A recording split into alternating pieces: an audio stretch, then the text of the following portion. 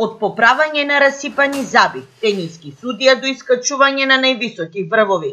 Со оваа реченица штипскиот стоматолог Зоран Джидров ги раскажа своите животни искуства кои ги стекнал на минут 30.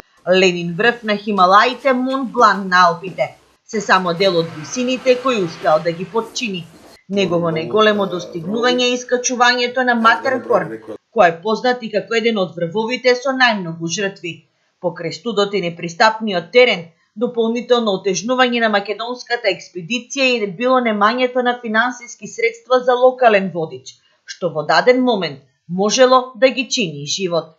Првиот план беше да одиме од швајцарска страна, која што е многу полесна, меѓутоа беше многу поскапо, така да одлучивме да одиме од италијанска страна преку Лајон Рич, така се вика брдото преку кое што се оде, до Карел Хат, кој што е еден дом поставен на сајли на жици, буквално виси во воздух, и од таму да се качуваме на Матерхорн. Наредна цел на овој 53 годишен штипјанец е искачувањето на највисокиот врв во светот.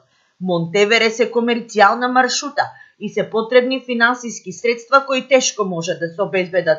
За жал, алпинизмот и планинарењето кај нас се маргинализирани спортови. Освен во фудбалот, многу тешко во овие помалите спортови.